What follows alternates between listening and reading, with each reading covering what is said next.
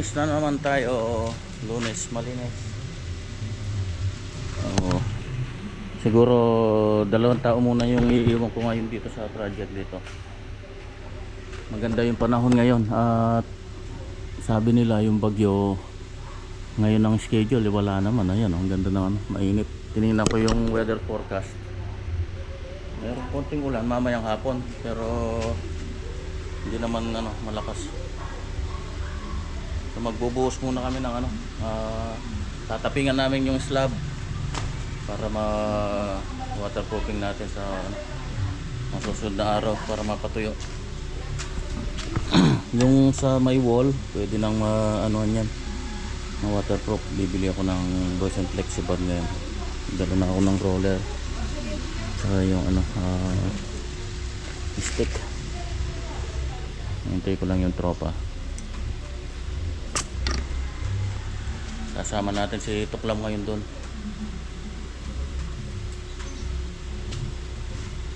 Sila na 7:25 na.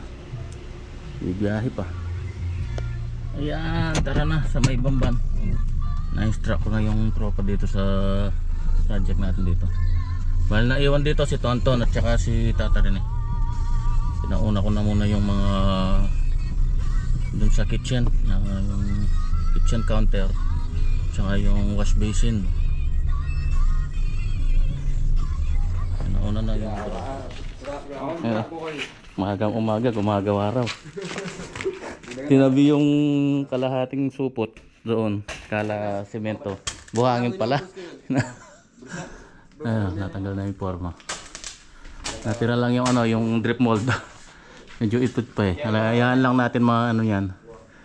Mabilad para tumikom siya. Yan eh. Tutuyo yan eh. Kasi sumipsip yan ng tubig. Dahil nga kahoy, siyempre mag-expand yan. Maipit. So ayan muna natin ng mga few days.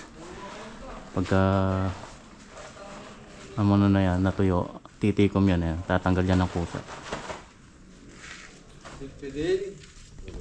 Yan, pinapatapingan ko na yung slab para matuyo.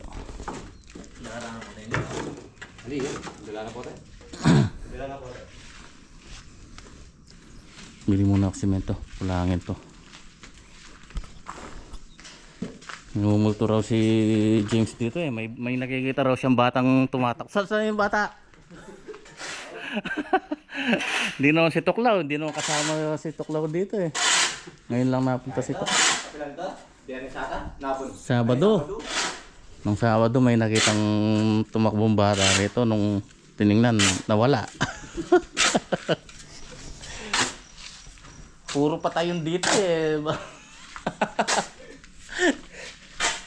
Ay, nagmumulto raw. Nakita ko naman lagayan na. Kaya pala. May third eye pala si Jim kaya. Wala nga niya ako eh. Mawala. Okay. Ako na ng electrical na abangan. Ayan.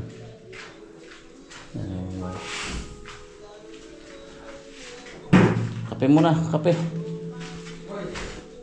Presko dito pagka umaga. Pagka hapon naman, dito nakaharap yung araw. Yung haring haraw. Pero presko siya dahil naka-slab eh. Hindi siya ganoon kainit naman.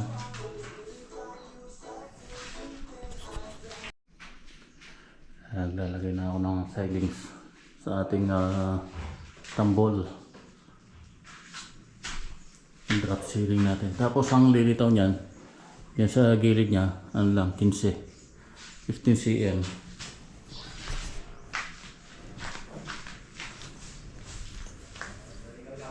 Yan o, na-plasteran na rin to. Ang ganda. Yan, dun sa drawing, ganyan siya. So, pinasintadahan ko na lang dito sa gilid. Tapos pa-plasteran na lang, finish na lang.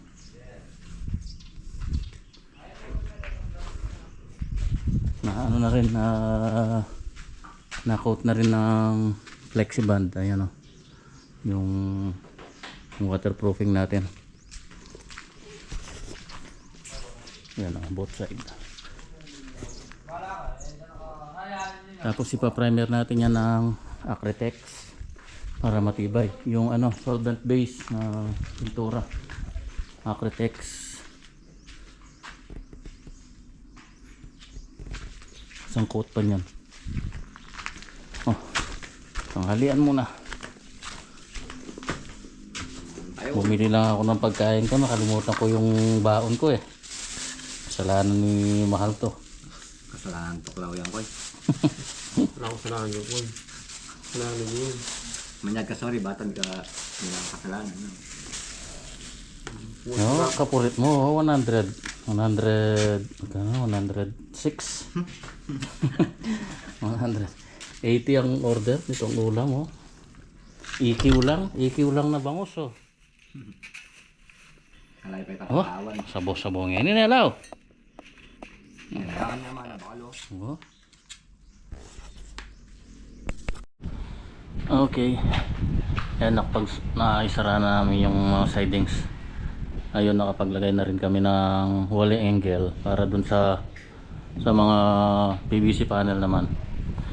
Ano na lang kinuha ko? 12 cm. Ito na yung ano, lumitaw na. Yan. Ang cute ng kanyang canopy. Pag napinturahan pa yan. Kami lang yata yung nag waterproof dito. Halos lahat ng mga ano, walang waterproofing sa wall tsaka dun sa slab. Umakyat kami kanina, wala. Tingnan ko yung lahat yung mga naka-slab dyan. Hindi naka-waterproof. Yan o, pati wall natin naka-waterproofing yan. Tapos Acrytex pa yung pampaprimer natin dyan. Tapos yung pintura, yung ano rin, yung pang exterior na pang waterproofing meron ako nandun sa bahay. Yung ano kasi yan, Davis. Meron ako ng 3 galon.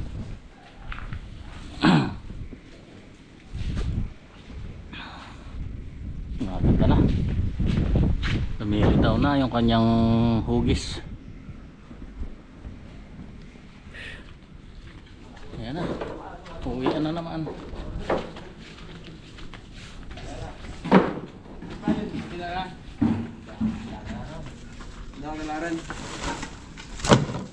Yan mga kaba, pwede magamit laparan na. Yan tayo makanit no.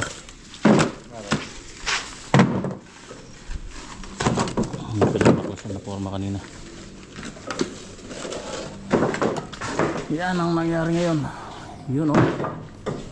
Lumitaw na yung kanyang design.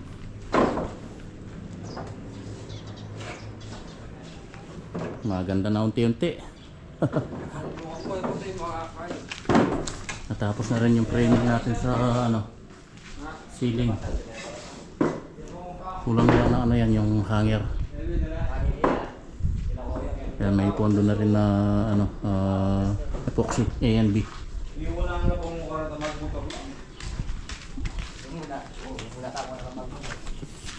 Saluklukan.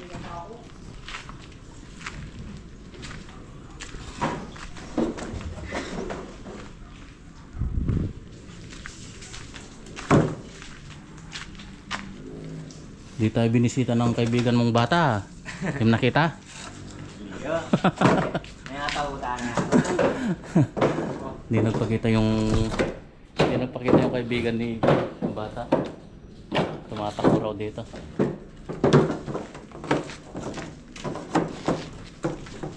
Bukas na yung lati-lati ngayon. Dahil nasak. Bilisan mo rin yan. Good morning. Kami sa kubo. Kagabing pauwi kami, grabe lakas ng ulan, inaabot kami sa daan, basang-basa, basa pa yung short ko. Alaga natin parang ang sarap mag-arroz caldo niyan mahal. Ito yung mga pinagbaklasan dun sa canopy. Tama ako muna. Hindi ko na naibaba kagabi. Malakas ang ulan.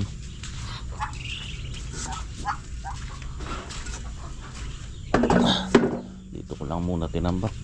Ayusin ko na lang.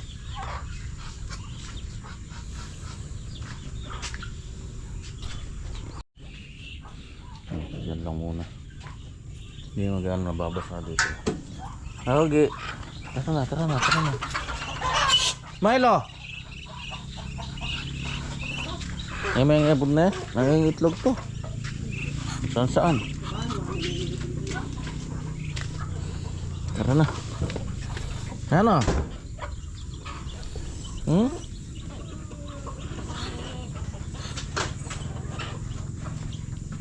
Sige na, uwi na kami.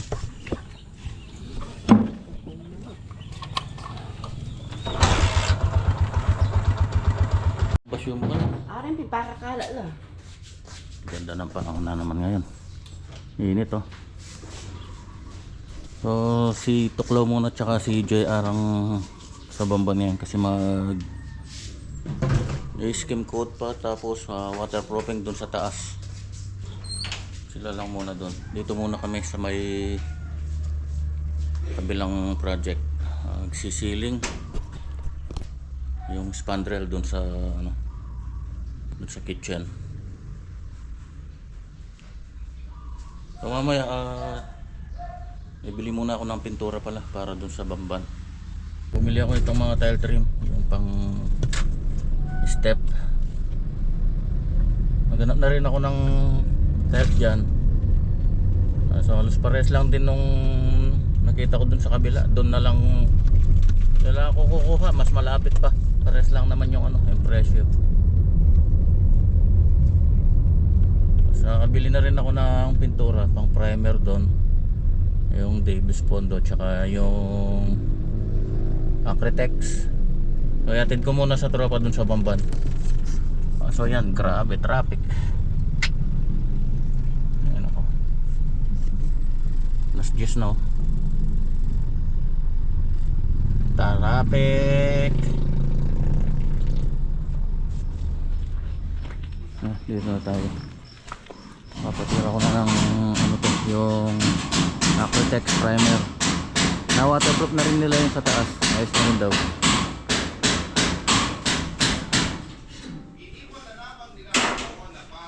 Ito yung feeling ang pinag oh.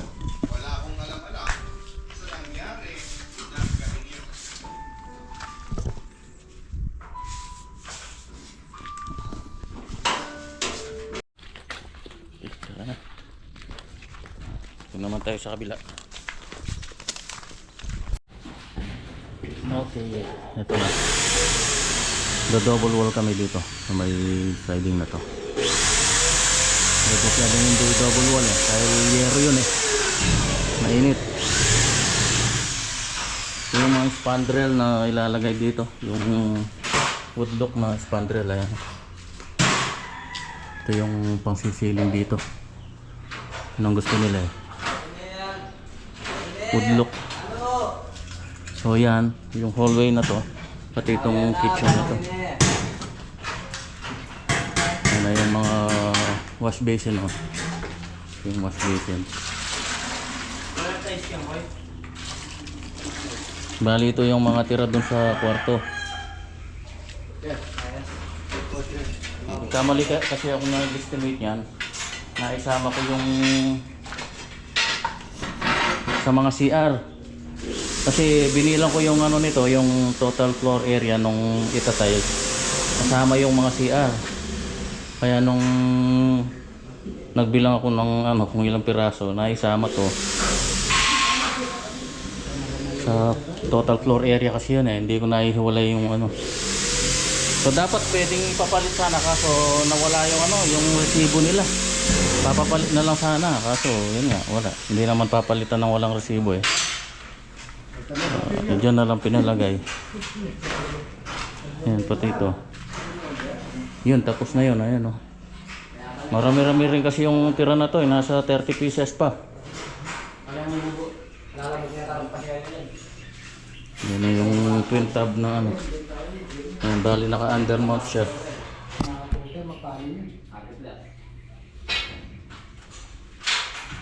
Hindi na ilagay ka agad yung ano. Nakalimutan ko yung billing kay tata rin eh. Pag kasi ako naglalagay nito, bago ko ilagay yung kitchen sink, nilalagay ko na to pati yung kanyang hose para hindi mahirap magdukot dito. Yan, napakahirap magdukot yan. Ako, hihiga ka pa sa ilalim. Tapos ito, yung mga tira-tira na yan, yan yung tira sa wall dun sa mga CR. Yan, ay kompleto. Ganda rin naman tingnan. Tapos ito, binili na lang to na panibago. Pandagdag dun sa ano naman. Yan, yung tira dito sa mga CR. May mga ilang piraso pa rin kasi na natira dyan eh. So yun yung nilalatag dito sana, kaso kukulangin. Kaya bumili na lang ng iba, pandagdag. So yun ba akong bili dito. Yung mga tira doon para dito na lang sa ilalim. Yan na lang may pupwesto. Yan.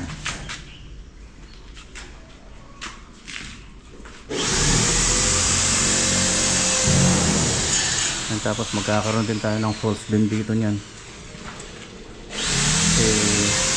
Yung spandrel natin, yung ceiling dito, didiretso dito.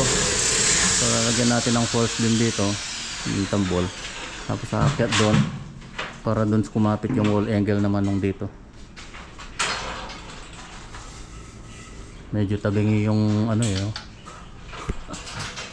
Tabingi yung tubular. Hindi natin pwedeng isunod dun eh. Kaya dapat susunod tayo dito sa wall na to. Babatak tayo dyan para diretso yung ating ano, false beam dito. O, kape muna, kape. Yun o. Nabilin pa, isang ano na lang, isang piraso na lang. Siguro.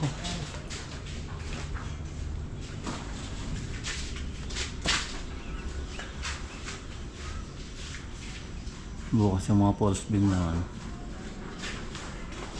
Ito. Para pagka natapos yung false beam dito, pwede nang maglatag dito. Bali dito niyan, yung wall angle. Dito na lang siya kakapit dito sa 2x3 na to. I-rivet na lang dyan. Tapos kukunin natin yung pinaka mataas na makukuha natin dito niyan. Tapos yun na yung susunod dun. Yan, pati dun. Good morning. Aga ako nag-harvest ng itlog. Yan o. Nanggal ko yung iba dahil daming ipot. Yung iba naman nabasa yung dito sa may kulungan dito. Para mapakinabangan. Kaya lang natin ano yan, mabubugok lang yan. Ito naman yung itlog ng bibe. Basa rin. Ang dami. Yan na yung false beam natin. Pinabalutan na lang namin yan. Napriman na namin. Pag natapos namin yan, makapaglagay na kami ng wall angle dito.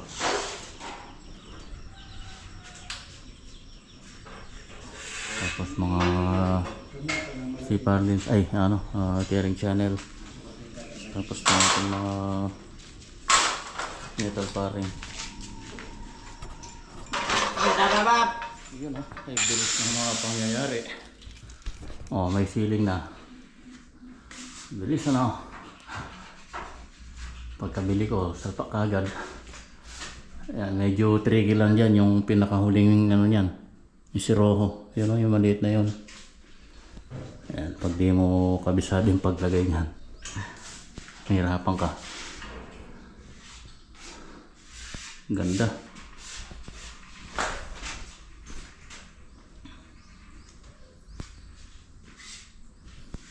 Pag may ano pa nyan, pag lumitaw yung altar nya doon, nako, pagandang tingnan yan.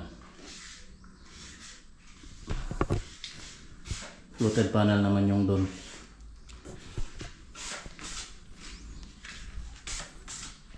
Yan, na-primeran na rin ng ano to.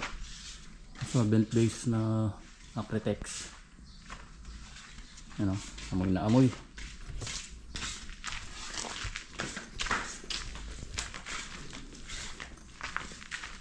Tapos na. Tiles na lang.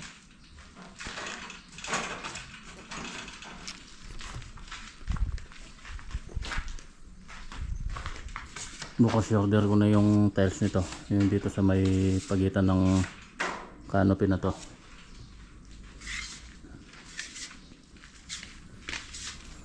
Bali 12 pieces lang naman yan na 60 by 60.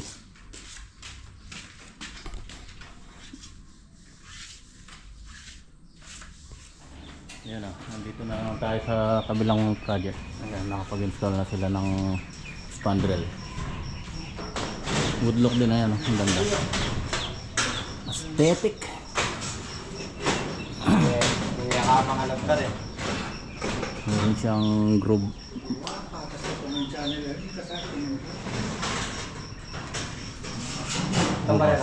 Sasaraduan to lahat. Ayan. Kunti na lang. Hanggang dito na lang tayo. Ano muna ito? Ano ito? Flooring daw. Pag-iipunan muna. Oh, sige, ito ko niya kanya.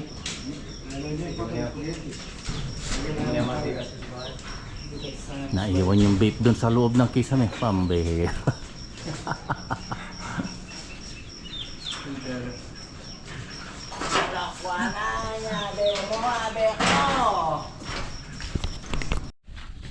Yun o, tanghali na.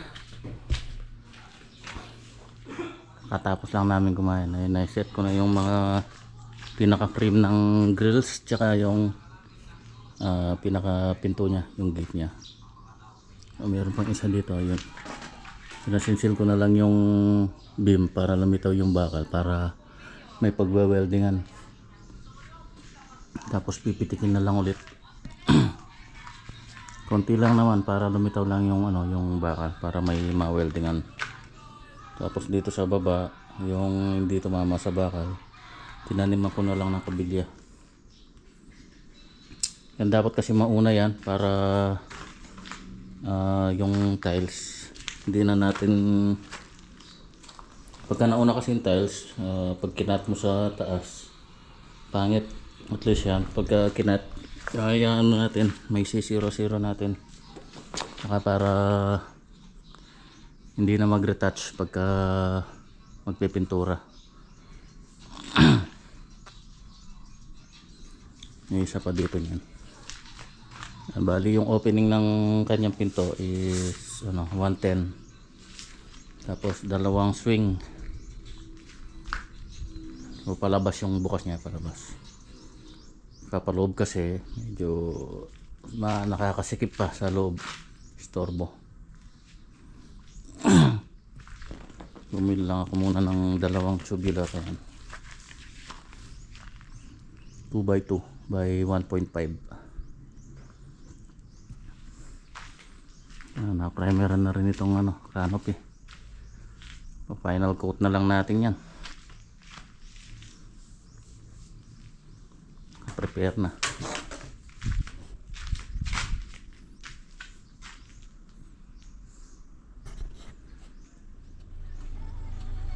Ayan, natapos na rin. Nailagay ko na lahat yung mga tubular na 2x2. Doon naman tayo sa kabila. Mag-isa si Apo rin doon dahil nag-half day yung dalawa. Ewan ko kung dumating na si James.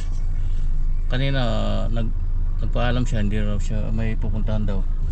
Half day na raw makapasok. Si Tonton naman nag-LBM. Ewan ko kung nakapasok silang pareho ngayon after lunch. Wala naman si Tata Rene doon. Ito ako muna, tingnan ko kung pumasok yung dalawa, kung nakabalik. Ay, ganun tayo. Pero konting-konti na lang yung ating gagawin. Siguro bukas yung dito matatapos na. So pag-iipunan daw muna nung may-ari yung mga natitirang gagawin. naubusan na ng budget. And dito siguro next week tapos na to. Konting-konti na lang, yung matrabaho na lang yung tiles. Pag natapos yung tiles niyan, kahit ako na lang mag-isa, kaya ko na. Naglalagay na lang naman ng fluted panel, tsaka magpa-final coat na lang ng pintura.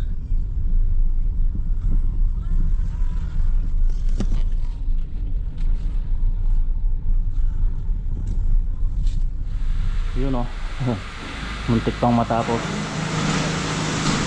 Okay, ngayon lang dumating si ngayong after lunch na dumating si James. So, bukas tapos to. Saglit na lang, ilalatag na lang yung mga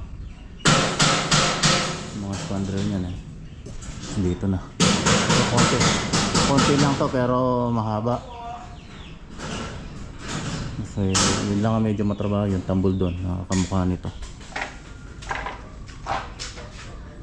Ganyan na rin yung laki nung gagawin natin doon. 15 cm yan eh. Doon.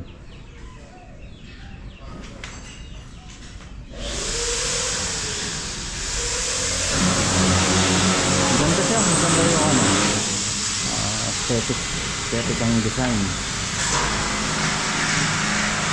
Kaya kapag napinturahan pa yan, mas lilitaw yung mas lulutang yung kulay niyan. Ngayon kasi hindi naka-finish yung wall, kaya hindi gaanong lumilitaw yung ganda niya. Pero pagka nakinis yan, napinturahan yan, lulutang yung niyan, yung kulay niya. Dati merong dito, tinanggal na namin yung mesh wire. Kamukha nito. Para diretso na lang yung ceiling. Maglalagay na lang ng dito, ng grills na tubular.